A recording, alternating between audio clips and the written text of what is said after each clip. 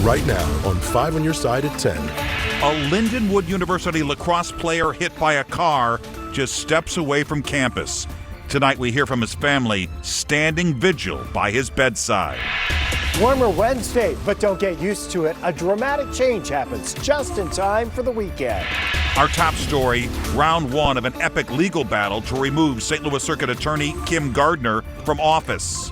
Tonight, new reaction from both sides. Mr. Bailey's intentions appear to be to harm Ms. Gardner and the city for his own political gain. That is a distraction from the fact that she's not doing her job. Today's hearing wrapped up just a few hours ago. Good evening, I'm Mike Bush. Ann Allred is on assignment. Missouri Attorney General Andrew Bailey claims Kim Gardner has neglected her duties, but attorneys for the embattled circuit attorney say he doesn't have proof she did it intentionally. We have team coverage tonight. Laura Barczewski has reaction from Bailey and supporters of Gardner. But let's start with our political editor, Mark Maxwell, with what happened in court today. Mark. Mike, the first round of this high-stakes legal battle showed clear dividing lines in the St. Louis criminal justice system. The attorney general, defense attorneys, Kim Gardner's own staff, even judges who've heard her cases say her office is on the brink of total collapse. Her lawyers said that's even more reason not to weigh them down further with such a demanding trial. So we are here today, as we all know, in the matter of Missouri Attorney General versus Kimberly Gardner. Judge John Turbitsky listened to hours of arguments Tuesday afternoon. In this case, our new unelected Attorney General, Mr. Bailey, has decided he doesn't like how Ms. Gardner is doing her job and seeks to unseat the people's choice. Attorneys for Kim Gardner argued she should not have to divulge the information Attorney General Andrew Bailey was after. The subpoenas that they have served are breathtaking. We've been asking for documents since March 1. We don't have a single document, nor has one ever been offered. This is a pure fishing expedition. You've kind of asserted a blanket privilege objection. The immense amount of manpower that would go into that is really undermining public safety. They should not be allowed to pry into the inner workings of the office in this way. Part of my concern with that argument is that this entire lawsuit is about the inner workings of the office. Which is why it should be dismissed, Your Honor. Fair enough. The appellate court judge had to fill in on the bench for a rather unusual circumstance. Judge Booker Shaw here on behalf of the judges of the 22nd Circuit. Every judge in St. Louis had to recuse themselves from this case where they could be called as witnesses to explain the dysfunction inside Gardner's office. Whatever the cause of it, the circuit attorney's office is now in a state of near total collapse. Few people know the inside of a courtroom better than defense attorney Scott Rosenblum. They just can't handle the work, and it's like one Band-Aid after another, and it's about to collapse. He analyzed Gardner's defense and saw her attorneys trying to walk a tightrope between denying the charges outright and shifting any blame that stems from it to her staff. Unless she's going to try to establish that her office is some independent branch and she has nothing to do with it, that's sort of ludicrous that she shouldn't be held responsible. While the judge hasn't officially decided on what will happen next, I also saw a judge that believes this case should be pushed to trial, in my opinion. Gardner's attorneys argued she should not have to hand over internal documents and former employees shouldn't either. It's sensitive information.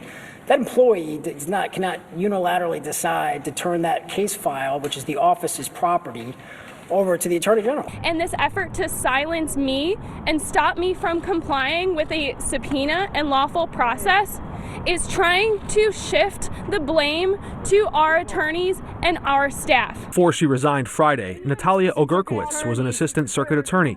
Gardner's supporters tried to shout her down and interrupt her comments to the press. Stop the lynching of Kim Gardner. I'm speaking. I don't care. I have freedom of speech. And this is a legal lynching. My personal objective is for everyone to walk into this next election, should it happen, with more information than they had last time about what's going on in the circuit attorney's office.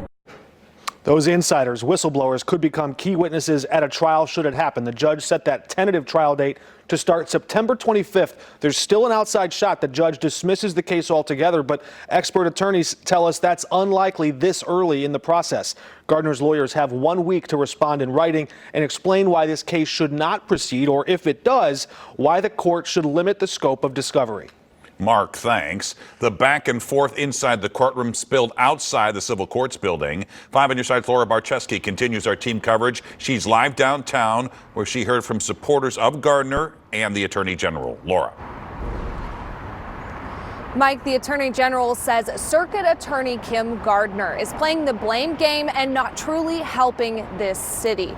Now, Kim Gardner's supporters say and disagree with that. They believe that she is truly delivering justice to the best of her ability and stand by previous statements that this is all a political stunt.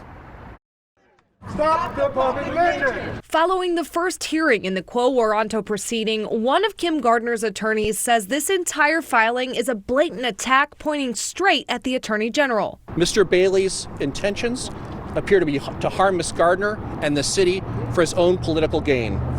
Ms. Gardner cares deeply about the city of St. Louis. She is also proud of and supports her attorneys, investigators, and staff. Neither Ms. Gardner nor her colleagues deserve the criticisms directed at her by the Attorney General. Attorney General Andrew Bailey says he is trying to protect the city of St. Louis. There's only one person at fault here. She is responsible for her toxic work environment. She is responsible for her refusal to do her job. Her failures are the result of her behavior. And this removal proceeding is the result of her decisions and her inaction. With the most recent incident that happened when an attorney from her office failed to show up to court and a judge therefore filed trying to hold her in contempt, what's your reaction to that, and will that play into your case? Yeah, it's disturbing. This was a murder trial. This was not set for a counsel status hearing or some kind of update hearing. It was set for a trial, and she didn't even show up to court. So now a victim suffers. Gardner's supporters say they're frustrated and continue to stand by her. We believe that what the AG is doing under the guise of wanting public safety is obstructing public safety. It's not helping the city of St. Louis. It's not helping any victims. It's not helping the state as a whole. The Attorney General says there will be more hearings ahead of that September 25th trial date. Reporting live from downtown St. Louis, Laura Barczewski, 5 on your side. Stay with 5 on your side for continuing coverage of the Kim Gardner legal battle. You can watch today's hearing on KSDK.com. Tonight, a Lindenwood University lacrosse player is in the hospital with a traumatic brain injury. The freshman was hit by a car just feet away from the St. Charles campus over the weekend. About 2 hours ago, our Robert Townsend spoke with Noah Berger's father. His parents say Noah Berger fell in love with playing lacrosse when he was 8 years old. During his senior year, the Minnesota teen was tapped captain, helped his team win a state tournament, and the talented offensive attackman was named an All-American player. He's worked his tail off to get to where he's at. He used to be the little runt on the team. He's now one of the strongest kids on the team. Sadly, Noah's now off the field. His parents say shortly before 1 a.m. Saturday, Noah was walking across North Kings Highway near Watson Street in St. Charles when a car hit him. Paramedics rushed the 18-year-old freshman to a hospital with a traumatic brain injury. It feels like weeks.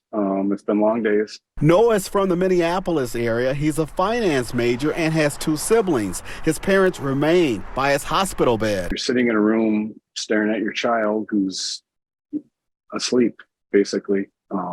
There's nothing I can do for him. I wish there was. I would trade spots with him in a heartbeat. His parents say their son was walking back to his dormitory when the car struck him. Investigators say the female driver had the green light and Noah wore dark clothing at the time of the accident. Now, some good news. Noah has improved since he arrived to the hospital. Noah's doing well. He's holding steady.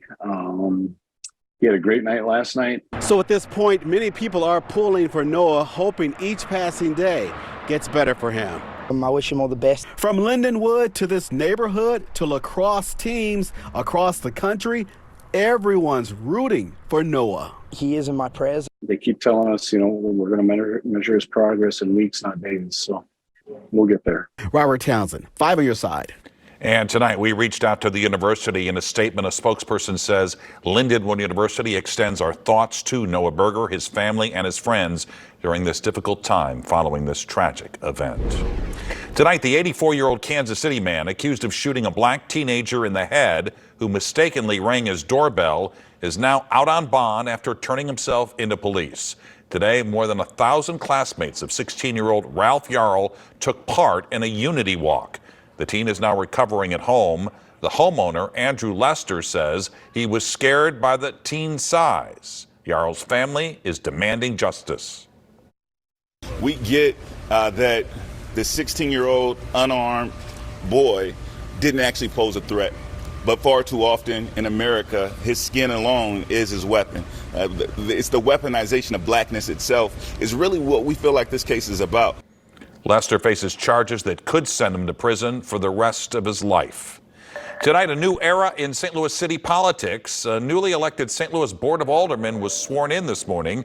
For the first time in 109 years, there are not 28 seats. The number of city wards has been slashed in half to 14. Mayor Tashara Jones urged the Board of Aldermen to work together to make the city better. This is how government is supposed to work. Working together where we can agree and disagreeing without becoming disagreeable. Megan Green was sworn in for her first full term as board president. Right after the inauguration, the board held its first meeting. Tonight, a terrifying scene in New York City. Cars crushed in a parking garage collapse. The new tool used to search the rubble, bridging the gap. Providing culturally responsive, radically inclusive services to a diverse community is really important. The St. Louis Pharmacy offering a prescription to heal the disparities in healthcare. Rain chances are pretty low into Wednesday, but Thursday may feature some stronger storms. We're tracking that plus another chance of frost. Tonight, one person is dead, 4 others injured after a parking garage collapse in New York City. Cell phone video shows cars piled on top of each other. The 5-story building in Lower Manhattan is so unstable, authorities used a robotic dog to make sure there was no one else trapped in the rubble. It's not immediately clear what caused the collapse. Well, April is National Minority Health Month, a time to raise awareness about healthcare disparities and the history that led to these challenges. History that includes J. Marion Sims, a physician in Alabama who operated on enslaved black women without consent or anesthesia, or the infamous Tuskegee experiment. Hundreds of African-American men were promised free medical care, but researchers knowingly withheld their diagnosis and treatment to syphilis, a deadly disease with no cure at the time, and more than 100 people died. Decades later, our I-Team found healthcare disparities are prevalent in this region. Now a new company is trying to change that. Our senior investigative reporter, Paula Vassan, on the efforts of one pharmacist to build trust, better access, and better care. And it's like when you get a certain age, it's like they put you in this grade. For so long, 86-year-old Gwendolyn Favez felt like her doctors just didn't care. Because they didn't pay no attention. There's no communication with the doctor. They don't talk to you anymore. For years, she's been on Medicare, federal health insurance for people 65 and older. She felt like a number with too many medications. This is my Coumadin. 27 to be exact. So I don't even know how to pronounce it half the time. How you been doing? For conditions like lupus, heart disease, and arthritis. Take your time. Her nephew and caregiver, Patrick O'Neill, was bracing for goodbye. My aunt was literally lying, sitting in her chair like a vegetable. Everything changed when they came across a different type of pharmacy. Would you say Greater Health Pharmacy saved your aunt's life? Yes, they did. Yes, they did. Providing culturally responsive, radically inclusive services to a diverse community is really important. Marcus Howard is the founder of Greater Health Pharmacy in the West End. In order for our community to become healthier, we have to bridge that trust gap. It's this data right here Howard analyzed when deciding where and how to open his pharmacy.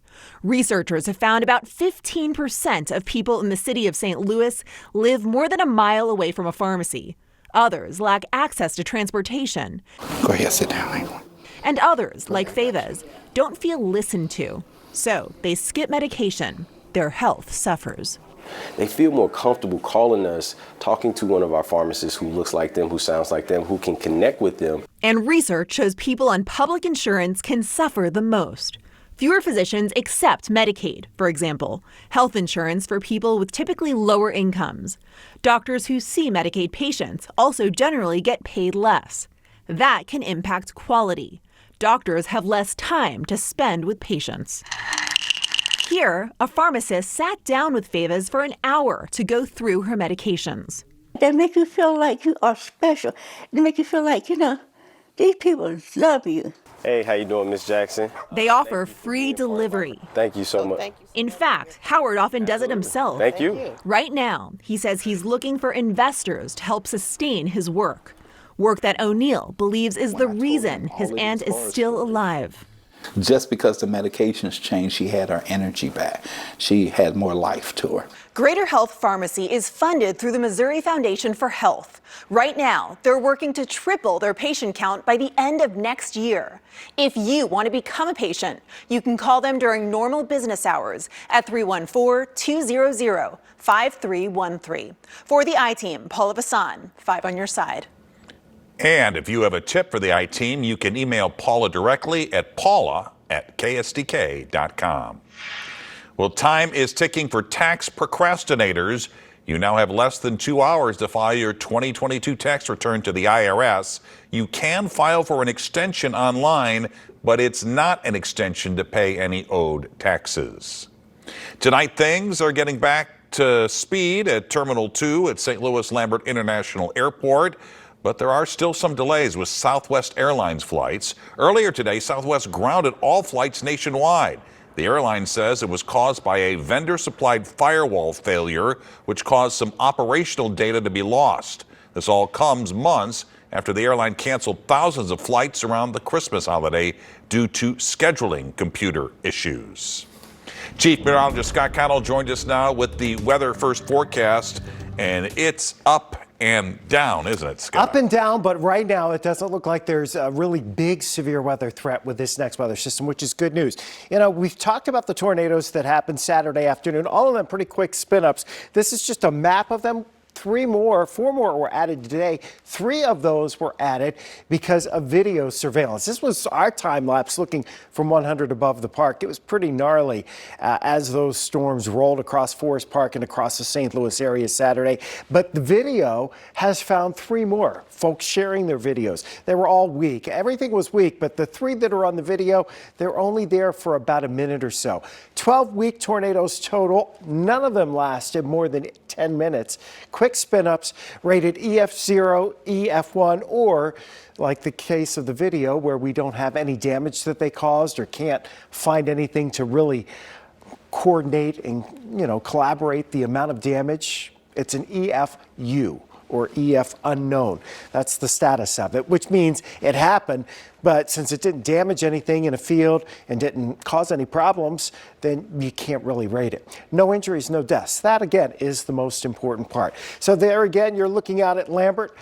It looks like things will be in pretty good shape here going through tomorrow and into the first part of Thursday. Then things start to get a little interesting. Tonight, across parts of Nebraska, some stronger thunderstorms are ongoing. We've seen some spritzes and sprinkles across parts of the bi-state region, but the air is so dry, it's having a very hard time, this rain is, reaching the ground. So again, while there's an outside chance a few of us will see a spritz or 2 tonight, I think most of us are dry until sometime on Thursday.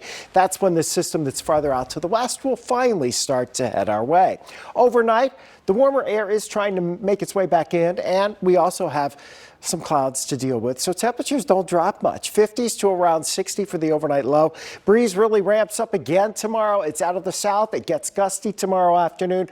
We'll be in the upper 70s by lunchtime. Low 80s tomorrow for highs, and we should remain dry through the day with that gusty breeze.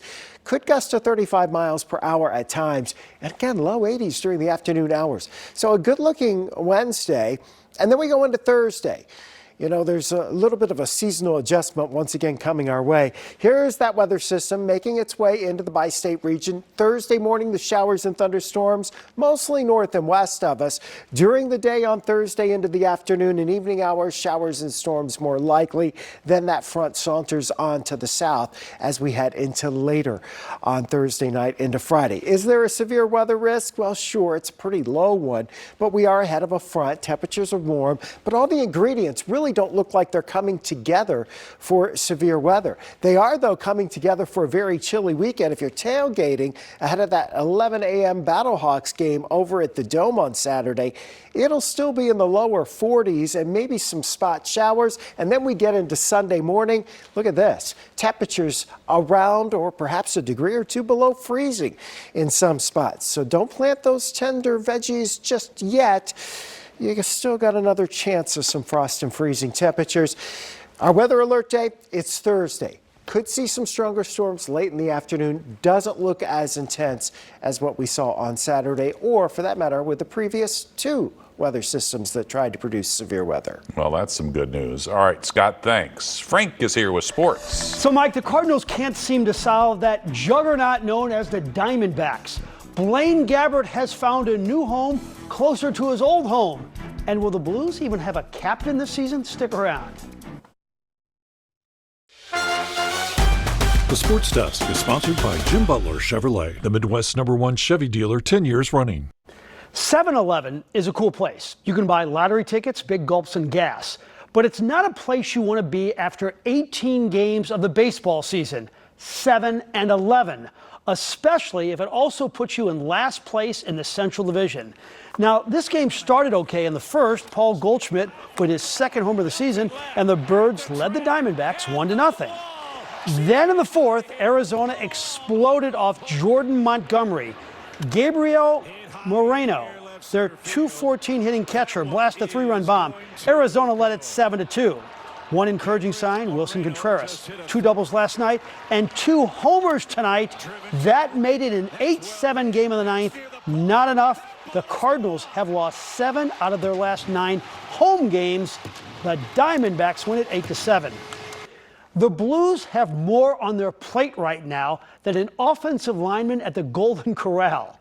How many defensemen do you bring in? How many first-round draft picks do you trade?